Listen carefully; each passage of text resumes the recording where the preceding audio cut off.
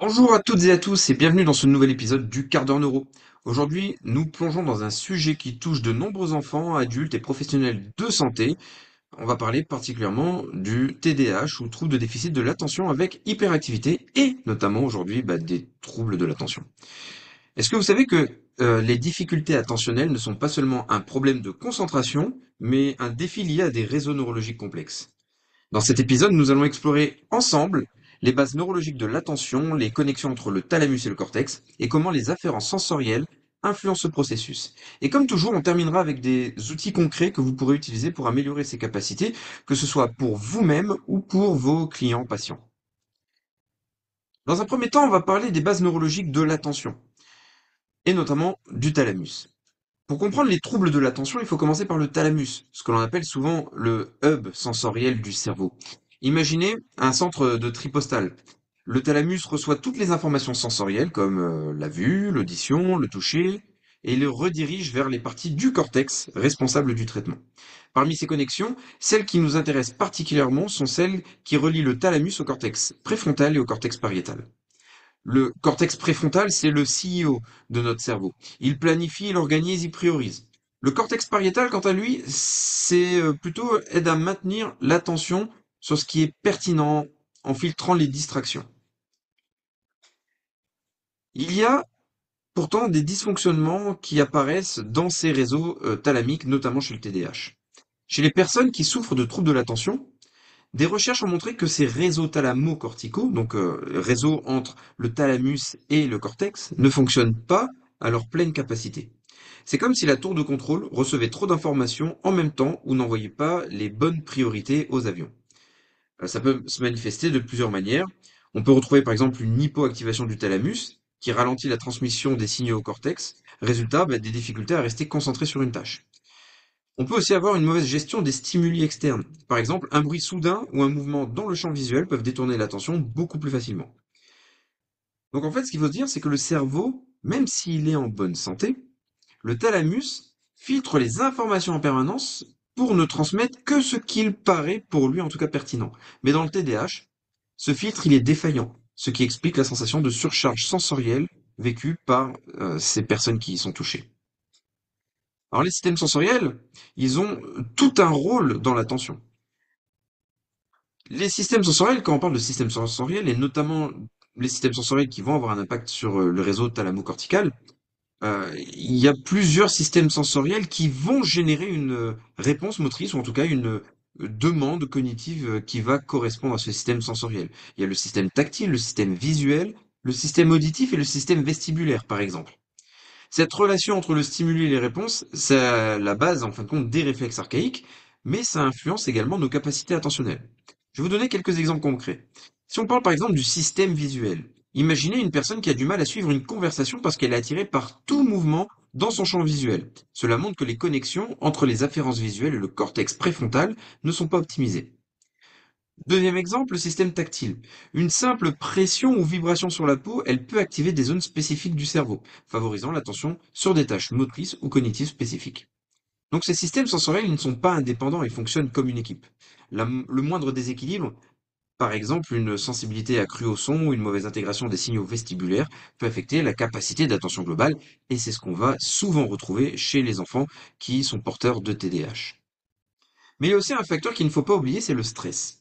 Le stress, c'est un amplificateur des troubles de l'attention. Lorsque nous sommes stressés, notre corps il libère du cortisol. C'est une hormone qui agit comme un frein sur le cortex préfrontal. Cela signifie que les capacités d'attention, de concentration et de gestion des distractions sont considérablement réduites.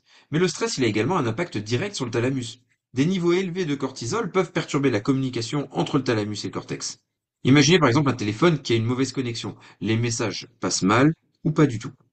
Dans le cas des troubles de l'attention, ce cercle vicieux est particulièrement problématique.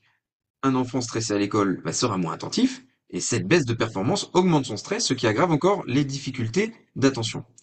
Heureusement, il existe des moyens de casser ce cercle vicieux, comme nous le verrons un petit peu plus tard par rapport aux exercices que je vais vous proposer. On va déjà parler du thalamus si on parle de solutions concrètes. Le premier exercice là que je vais vous donner est basé sur la stimulation des afférences visuelles pour engager les réseaux thalamiques. Ça peut être tout simplement suivre un stylo ou une balle. On va prendre un stylo, une balle, on va les placer devant nous. On va demander à la personne de suivre l'objet des yeux sans bouger la tête. Et ce qu'on va lui faire, c'est qu'on va lui demander de faire des exercices, surtout qui vont aller sur le côté gauche du corps. Le deuxième exercice qu'on pourrait proposer sont des exercices d'ordre tactile pour activer les réseaux sensoriels. Le réseau somatosensoriel est directement relié au thalamus qui va projeter après dans les cortex notamment pariétal et on en parlait tout à l'heure. On peut faire par exemple des pressions légères sur les mains. Donc quand on va commencer à travailler sur ces réseaux ici de pression au niveau tactile, on va venir d'abord travailler du côté droit et on finira du côté gauche. C'est très important de savoir et surtout enfin, de définir les côtés qui vont avoir besoin d'être travaillés plus que l'autre, mais ça on en parle un peu plus longuement dans la formation Labo RNP. Cet exercice-là, proprioceptif, il va aider à réveiller les réseaux attentionnels en intégrant mieux les signaux tactiles proprioceptifs, parce que chaque signal proprioceptif va passer par la moelle épinière, va monter dans le tronc cérébral, va passer par le thalamus et va aller dans différents endroits du cortex en fonction de la stimulation qu'on va apporter. Et troisième et dernier exercice que je voudrais vous apporter, c'est tout simplement de respirer. Je le dis souvent, c'est notamment une des bases du guide sur les troubles neurodéveloppementaux, que vous pouvez retrouver en téléchargement, je vous le donnerai si vous le demandez, sans problème. C'est mettre la personne en sécurité. Et on remarque souvent que de toute façon, les personnes qui ont des troubles de l'attention, de l'hyperactivité, de l'impulsivité, et même la plupart des gens, il y a un grand besoin de mise en sécurité. Pour ça, pour casser le cycle vicieux là de ce stress, on peut utiliser des techniques de respiration comme la respiration diaphragmatique.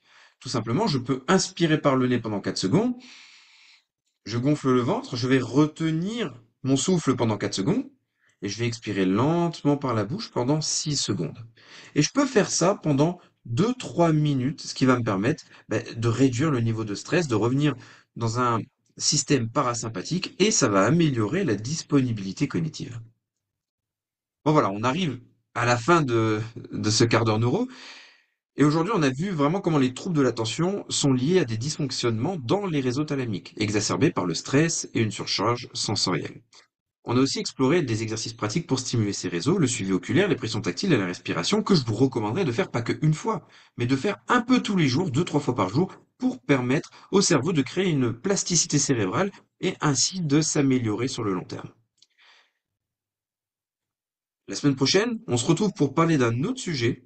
Et en attendant, si vous avez des questions particulières, si vous avez des problématiques que vous rencontrez dans votre quotidien, n'hésitez pas à venir nous poser les questions sur Instagram, sur YouTube, sur Facebook, et on pourra faire des quarts d'heure neuro qui seront aussi liés à vos problématiques. Et je vous dis à très bientôt.